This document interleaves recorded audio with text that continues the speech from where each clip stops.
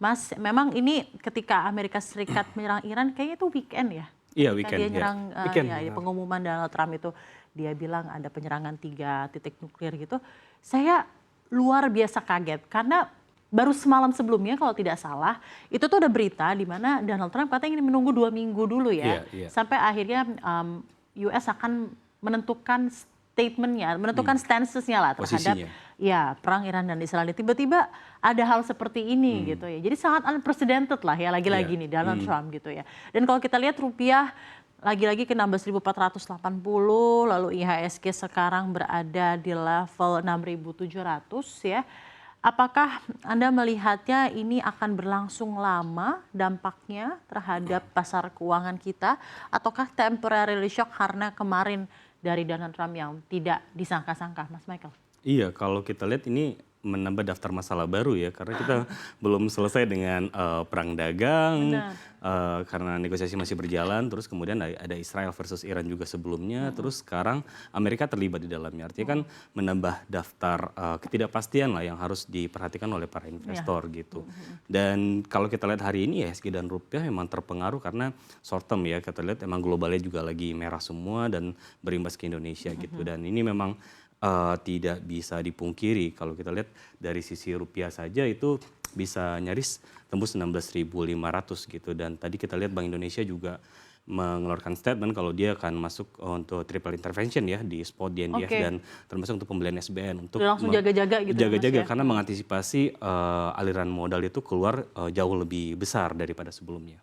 Oke. Kalau dari Mas Ferry sendiri kira-kira gimana Mas? Tapi ya obviously apalagi waktu itu weekend lagi ya serangannya. Senin emang di kepala saya pada saat itu langsung nih kayak Senin langsung drop nih pasti. Kejadiannya benar weekend kan? ya, sama seperti yang Retaliatory tarif. iya, yang tarif itu juga waktu itu lagi libur kejadiannya lebaran. lagi libur lebaran, jadi kita agak lama tuh nunggunya langsung kena gitu. Tapi emang hal ini biasa ya, emang kejadian besar itu langsung pasar tuh responnya cepet banget gitu. Maksudnya ketika mereka tuh nggak tahu ke depannya gimana, yang paling cepat itu pilihannya ya udah jual gitu.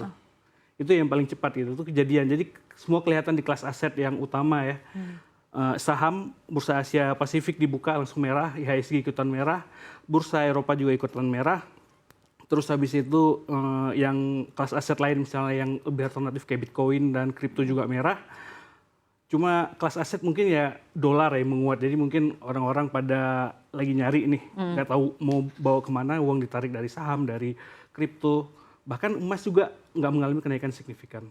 Iya kan? Nah, jadi memang sebenarnya lagi-lagi hal-hal yang presidented tidak jadi. Jadi tadi apa yang menambah daftar masalah? Iya, menambah daftar masalah gitu karena memang kita masih memikirkan gitu kan gimana caranya. Harusnya kan ini menjadi ada setidaknya sentimen positif karena negosiasi kan udah mau selesai ini.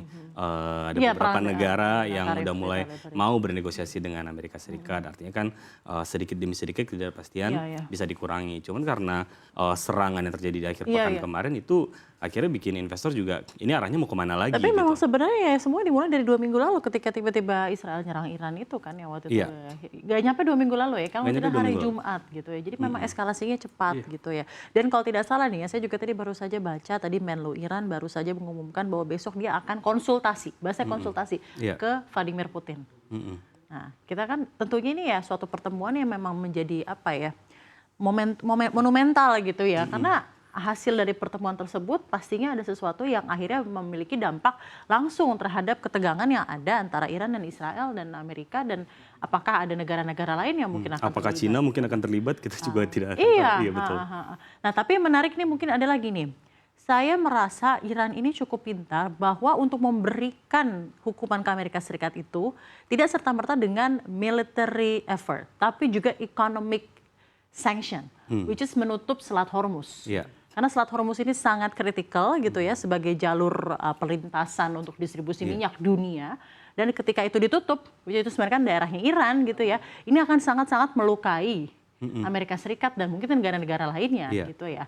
Tapi kalau misalnya ini benar ditutup gitu, dampak utama pertamanya apa, Mas Ferry? Ya, dampak yang langsung kelihatan ya, bahkan kelihatan hari ini. Gitu. Kelihatan hari ini sih. Kelihatan hari ini harga minyak global tuh naik signifikan gitu. Nah, beberapa analis sudah memperkirakan gitu apa namanya kenaikan harga dengan ditutupnya Selat Hormuz ini. Dari yang paling moderat ya, itu bisa sampai $100. Sekarang itu kita udah naik ke $79 dan $100 itu tinggi banget itu. Bahkan ada yang memprediksi bisa sampai $230. Iya. Bayangkan ketika emang harga minyak segitu tingginya, inflasi dunia itu bakal kemana-mana. Belum lagi Bayangkan beban Jerome APBN Powell di katanya kita. mau nurunin suku bunga sampai kapan makanya. ini kan? Berarti kan Agak jadinya. mengerikan nih kalau emang harga minyak tuh naik karena Tapi itu langkah yang luar biasa mematikan dari Iran Iya. justru malah menutup Selat Hormuz itu gitu. Iya, kan? karena apalagi minyak itu sangat berpengaruh di Amerika Serikat sendiri Betul. gitu. Dan mereka juga sebenarnya ada perang melawan inflasi yang sampai sekarang juga belum menyentuh 2% gitu kan anyway.